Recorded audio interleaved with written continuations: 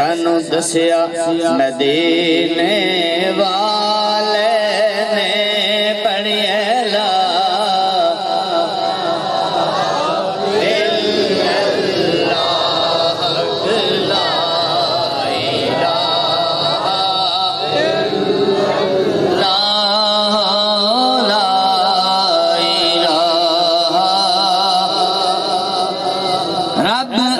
واحد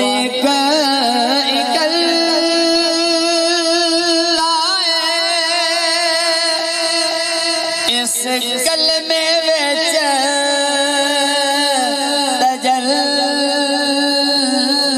ہے پڑھیاں راضی اللہ پڑھے لا الہ الا اللہ آقا جی کرم کرو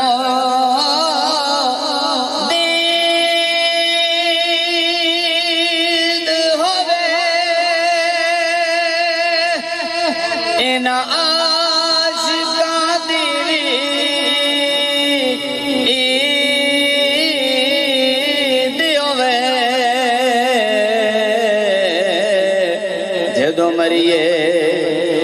مریے تے کلمہ نصیب ہووے پڑھیے لا الہ الا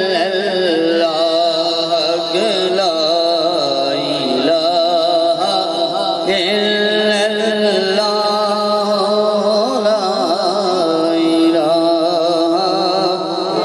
لا محمد رسول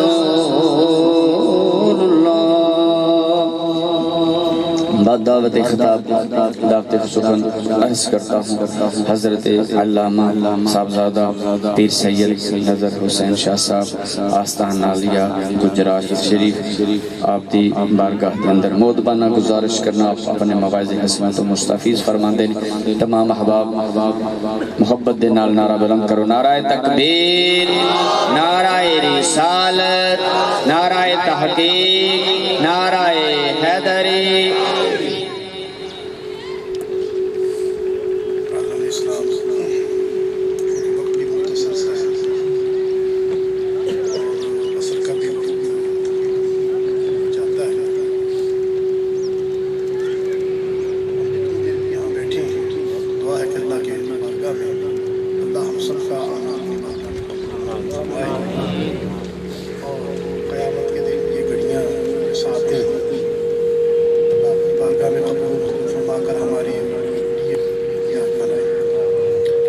آج محمد عبدالغفور صاحب اور عموم غفور کے سارے صاحب کی یہ محفل ہے اور میں نے وہ دور بھی دیکھا ہے جب یہ والد صاحب کے مرید ہوئے تھے قبلہ شیخ الحدیث الحاج سید احمد شاہ صاحب کے ہاتھ میں ہمیں ہاتھ دیا اور یہ بڑا لاڈلا مرید والد صاحب کا بڑا لاڈلا مرید تھا اس سے بڑی محبت فرماتے تھے ان کے والد صاحب بھی بڑے عقیدت والے تھے محبت والے تھے اور یہ کچھ عرصہ ہمارے پاس آستانے پہ بھی رہے بڑی محبت کرتے تھے اور جس کو کہتے ہیں نا اندھی عقیدت ان میں اندھی عقیدت تھی مرشد سے اس قدر محبت تھی کہ ہر شے سے بڑھ کر مرشد تو اللہ تعالیٰ اس کے درجات میں بلندی عطا فرمائے اس کے بچوں کو مظفر کو اظہر کو طاہر کو اس کے سب بچوں کو دین دنیا کی نعمتیں اور خوشیاں عطا فرمائے اور اللہ تعالیٰ اپنی حفاظت میں رکھے اللہ کسی کا محتاج نہ بنائے ویسے یہ مہینہ جو ہے یہ ربیع الثانی شریف کا مہینہ ہے اور ہمارے عقیدے کے مطابق اس مہینے کو غوث پاک کا مہینہ کہا جاتا ہے اور چونکہ میرے ذہن میں ایک بات چل رہی تھی کہ میں سوچ رہا تھا کہ آج کیوں نہ میں حضور سیدنا شیخ عبدالقادر جیلانی کے حوالے سے بات کروں کیونکہ ہمارا عقیدہ ہے کہ ذکر صالحین عبادت ہوتی ہے صالحین کا ذکر ہے یہ عبادت اور جو بھی عبادت کی جائے چاہے وہ ذکر کی صورت میں کی جائے نوافل کی صورت میں کی جائے خیرات کی صورت میں کی جائے کسی بھی صورت میں کی جائے تو وہ اصال ثواب وہ بندے کے درجات کی ذریعہ بلندی درجات بنتی ہے حضور سیدنا شیخ عبدالقادر جیلانی رضی اللہ تعالی عنہ کی ولادت جو ہے یہ 470 ہجری کے اندر ہوئی۔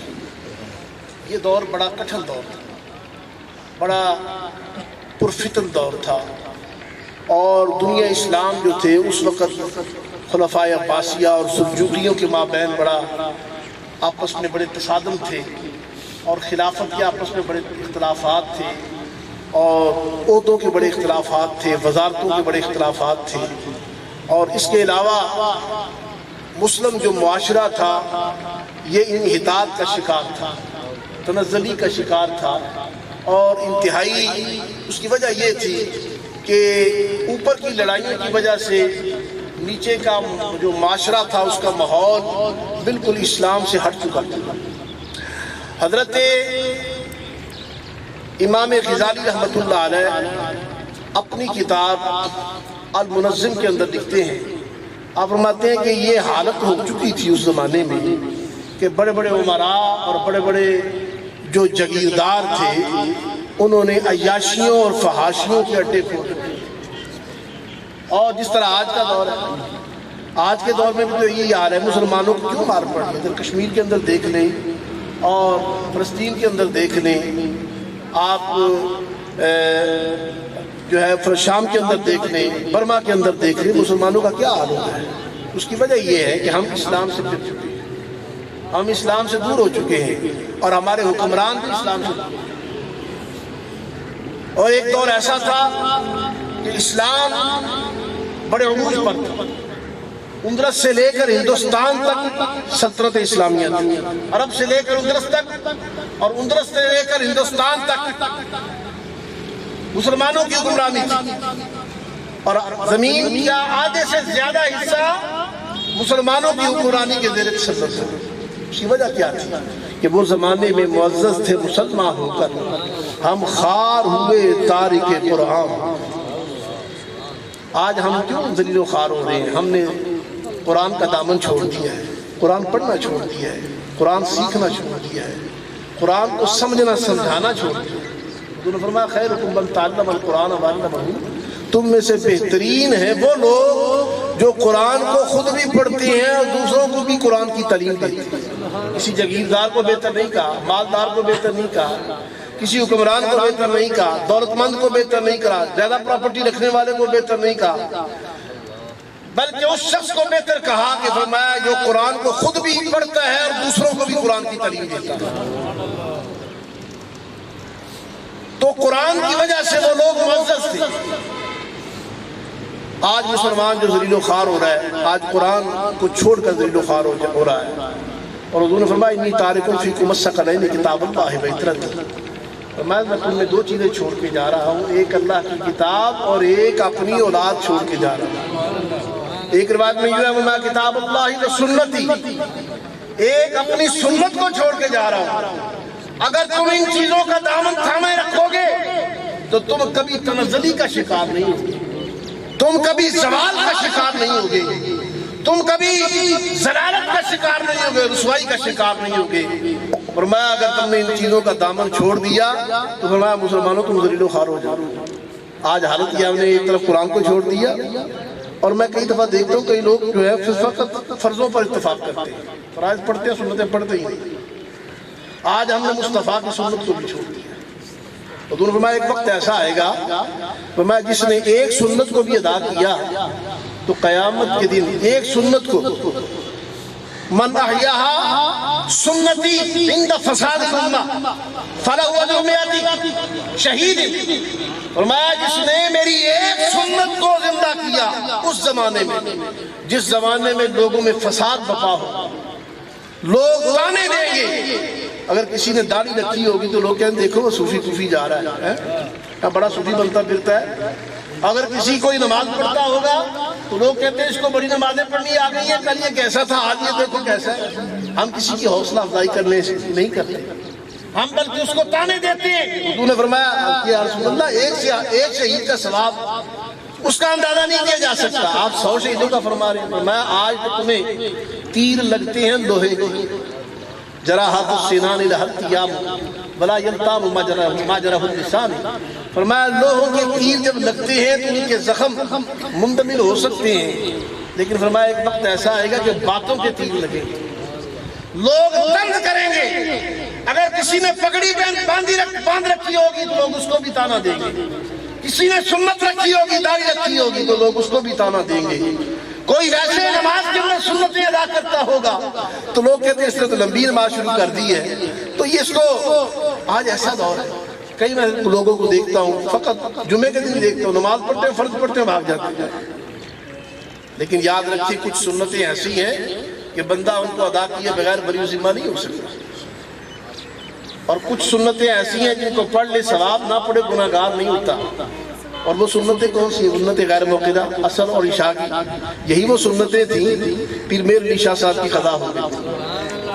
قضا کہاں ہوئی؟ مدینہ منورہ میں، اور تھکاوٹ کی وجہ سے آپ سو گئے، جسم میں تکان تھا، تھکاوٹ تھی، ادھر سو جاتے ہیں ادھر مقدر جاگ اٹھتے ہیں، والضحیٰ کے مکھڑے والے کی زیارت ہو جاتی ہے، واللیل کی زلفوں والے کی زیارت ہو جاتی ہے، علم نشرح کی چھاتی والے کی زیارت ہو جاتی ہے، ماذاق کے نینوں والے کی زیارت ہو جاتی ہے، واللیل کی کالی کالی زلفوں والے کی زیارت ہوتی ہے، یاسین کے دانتوں والے کی زیارت ہوتی ہے۔ آقا فرماتے ہیں میرے علی شاہ میرے شہر میں آ کر میری سنتیں قضا کر دی۔ آج ہمارے ہاں حال یہ ہے کہ ہم 5 بھی مکمل نہیں پڑھتے، وہ بھی کم لوگ پڑھتے ہیں 5، لیکن اللہ والے 8 نمازیں پڑھتے ہیں، 5 فرائض، نفل تہجد کے بھی پڑھتے ہیں، اشراق بھی پڑھتے ہیں، چاشت بھی پڑھتے ہیں، اوابین کے نوافل بھی پڑھتے ہیں۔ اللہ والے اس کے علاوہ قیام اللیل بھی کرتے ہیں۔ میں نے اپنے والد صاحب کو دیکھا رحمۃ اللہ علیہ کو، دن کے وقت حدیث کا درس دیتے تھے، کئی دفعہ آپ دیہاتوں میں جاتے، ساتھ ہم چھوٹے چھوٹے ہوتے تھے، ساتھ جاتے تھے، تو ساری رات قیام اللیل ہوتا ہے، اور ساتھ ذکر بھی چل رہا ہے، مریدین بھی آ رہے ہیں، لوگوں سے بھی مل رہے ہیں، اور اللہ اللہ بھی ہو رہی ہے، اور صبح پھر آ کر واپس طالب علموں کو درس قرآن اور درس حدیث کا درس دیتے تھے۔ تو پیر میر علی شاہ صاحب رحمۃ اللہ علیہ وقت کے غوث بھی تھے، قطب بھی تھے، گیلانی سید تھے، غوث پاک کی اولاد میں سے تھے، حضور سیدنا شیخ عبد القادر گیلانی کی اولاد میں سے تھے۔ حضور نے فرمایا من رآنی فقد رأى الحق، فرمایا جس نے مجھے خواب میں دیکھا وہ ایمان رکھے کہ اس نے مجھے ہی دیکھا ہے، یہ نہ کہے کہ رسول اللہ۔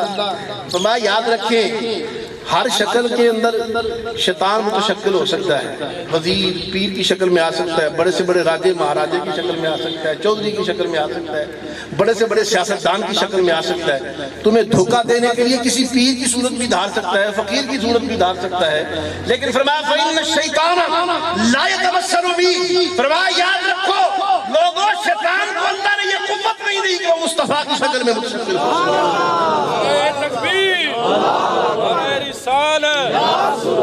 جب ان کا بڑا نہیں آ سکتا تو یہ چھوٹے مصطفیٰ کی صورت کیسے لا سکتے ہیں؟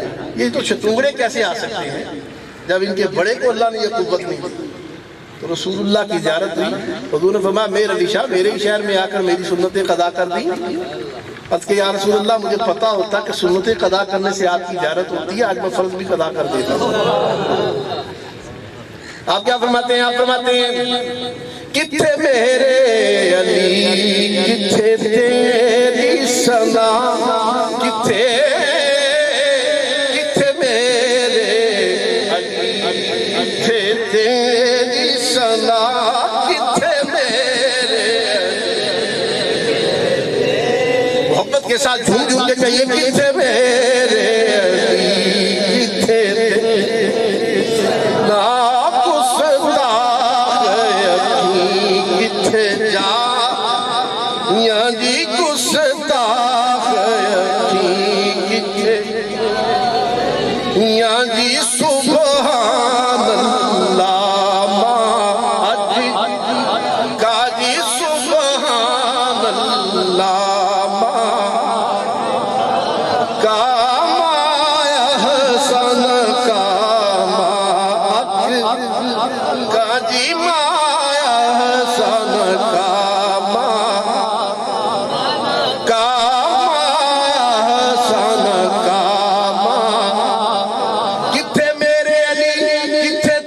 سنا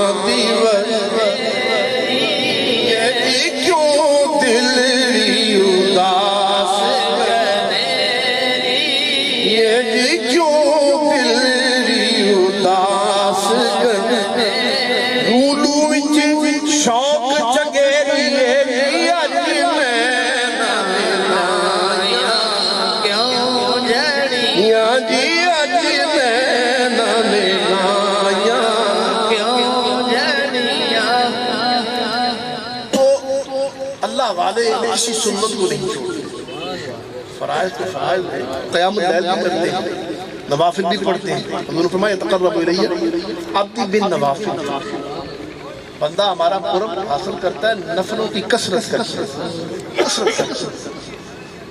فرمایا پھر کیا ہوتا ہے؟ فَكُنْتُ سَمْعَهُ الَّذِي يَسْمَعُ بِهِ فَكُنْتُ بَصَرَهُ الَّذِي يَبْصِرُ بِهِ فَكُنْتُ يَدَهُ الَّتِي يَبْطِشُ بِهَا فَكُنْتُ رِجْلَهُ الَّتِي يَمْشِي بِهَا۔ فرمایا پھر میں اس کے کان بن جاتا ہوں جس سے وہ سنتا ہے، یعنی کانوں میں ذات الہ کی تجلیات پڑ جاتی ہیں، تو ان تجلیات کو اللہ کہتا ہے، ان تجلیات سے وہ سنتا ہے۔ بندہ مغرب میں ہو غوث جلی بغداد میں سنتے ہیں، بندہ مشرق میں ہو غوث جلی اس کی بھی خبر نہیں کرتے ہیں۔ فرمایا وَلَوْ أَلْقَيْتُ سِرِّي فِي بِحَارٍ لَصَارَ الْكُلُّ غَوْرًا فِي الزَّوَادِ۔ فرمایا جانتے ہیں میری شان کیا ہے؟ فرمایا مجھے اللہ نے ایسے رموز و اسرار دیے ہیں کہ اگر میں ان رموز و اسرار کو سمندروں کے اوپر کھول دوں تو سمندروں کے پانی بھی خشک ہو جائے۔ وَلَوْ أَلْقَيْتُ سِرِّي فِي جِبَالٍ لَدُكَّتْ فَاخْتَفَتْ بَيْنَ الْجِبَالِ۔ فرمایا اگر میں ان اسرار کو، ان رموز کو پہاڑوں پہ ڈالوں تو پہاڑ بھی ریزہ ریزہ ہو جائے۔ وَلَوْ أَلْقَيْتُ سِرِّي فَوْقَ مَيْتٍ لَقَامَ بِقُدْرَةِ الْمَوْلَى تَعَالِي۔ فرمایا اپنے راز اگر میں قبرستانوں کے مردوں پر کھول دوں تو مردے بھی زندہ ہو کر کھڑے ہو جائیں۔ نعرہ تکبیر، نعرہ رسالت، نعرہ تحقیق، نعرہ قادری۔ میں وَلَوْ أَلْقَيْتُ سِرِّي فوق نار لخمدت فانطفت من سر حالی۔ فرمایا میں اگر نار پر کھول دوں، آگ پر کھول دوں تو آگ بھی سرد ہو جائے، سب کا جلال ختم ہو جائے۔ اللہ نے مجھے ایسے راز عطا کیے۔ حضور غوث اعظم سیدنا شیخ عبدالقادر جیلانی ہم تو جنہ کھڑا ولی پہ بن گئے، ہر کوئی اشتہار میں پڑھتے ہیں، اتنے القابات لوگوں کو دیے ہوتے ہیں کہ بندہ پڑھ کے حیران رہ جاتا ہے۔ اور لوگوں نے سندیں اپنے پاس رکھی ہوئی ہیں، ولایت کی سند مورے رکھی ہوئی ہیں، مورے ولایت فلاں کو دے دیتے ہیں۔ یاد رکھیں اللہ والے کبھی اعلان نہیں کیا، اپنی ولایت کا کبھی اعلان ہے، اور ولایت میں اعلان ہوتا بھی نہیں، اعلان فقط نبوت میں۔ اور جب کوئی دعویٰ ہوتا ہے اس دعویٰ دلیل مانگتا ہے۔ انبیاء اور رسول نے دلیلیں پیش کی، معجزات دکھائے، حضور رحمت للعالمین نے بے شمار معجزات دکھائے، اور حضور کو تو اللہ نے سراپا معجزہ بنا کر بھیجا۔ لیکن ایک شخصیت ایسی ہے جس کو ولایت کے دعوے کا اللہ نے حق دیا، قطبیت کے دعوے کا حق دیا ہے، اور وہ میرے ہیں شیخ سیدنا عبدالقادر جیلانی۔ اور میں عبدالقادر اعلان کر دو، اللہ نے تمہیں تحت الثری سے لے کر عرش کی بلندیوں تک کائنات کے مشارق اور مغارب کے لیے تجھے قطبیت عطا فرمایا۔ اور یہ قطبیت کبریٰ کا اختیار دیا، فقط قطبیت نہیں دی بلکہ قطبیت کبریٰ ہے۔ اور یہ سب سے پہلے قطبیت کبریٰ پر کون فائز تھے؟ مولا کائنات حیدر کرار امین مرتضیٰ، پھر ان کے بعد حضرت امام حسن، پھر امام حسین، پھر امام زین العابدین، پھر امام محمد باقر، پھر امام جعفر صادق، پھر امام موسیٰ کاظم، پھر امام تقی، امام نقی، امام حسن عصری، امام علی رضا، پھر امام حسن عصری، پھر یہ ولایت کا سلسلہ چلتا چلتا سیدنا شیخ عبدالقادر تک پہنچا۔ تو یہ آپ کو قطبیت کبریٰ کا اختیار اللہ نے دیا ہے، اور یہ اس وقت تک رہے گا جب تک حضرت امام مہدی دنیا میں تشریف نہیں لائے۔ پھر یہ منتقل ہوگی مہدی علیہ السلام کے پاس، پھر آپ جس پر نگاہ کریں گے وقت کا ولی بنا کے رکھ دیں گے۔ پھر یہ مور ولایت حضرت امام مہدی کے پاس ہے۔ یاد رکھیں حضور سیدنا شیخ عبدالقادر جیلانی کی 3 قسم کی ولایت ہے۔ ایک تو آپ مادرزاد ولی اللہ ہیں، دوسرا آپ وہابی ولایت بھی آپ کے پاس ہے، تیسرا آپ کے پاس کسبی ولایت، کسبی ولایت۔ آپ ماں کے پیٹ میں ولی اللہ دنیا میں تشریف لائے تو رمضان شریف کا مہینہ تھا، شام کے بعد ماں اگر دودھ پیش کرتی تو دودھ پی لیتے، دن کے وقت اگر پیش کرتی تو منہ بند رکھتی. یہ حالت تھی ماں کی گود میں. دن کے وقت روزہ رکھ لے, شام کے بعد دودھ پی لیا کرتے. تو پتہ یہ چلا کہ غوث اعظم مادر ذات رضی اللہ عنہ, کہ غوث اعظم متقی ہری آن میں, غوث اعظم متقی ہری آن میں, چھوڑا ماں دودھ پی رمضان میں. پھر امت کو یہ تعلیم دی کہ ولایت بغیر علم کے نہیں رہ کرتی. فرمایا من تضحد بغیر علم فقط مات فی الکفر. رسول کائنات نے فرمایا جو بغیر علم کے وظیفے کرتا ہے نا, چلا کشیاں کرتا ہے, فرمایا وہ کفر کی موت مرتا ہے.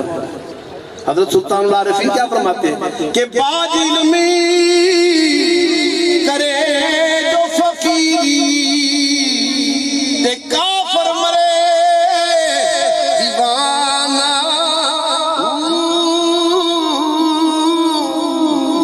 تے علم پڑھیا تے پر ادیب نہ سکھیا, تے کی لینا پڑھے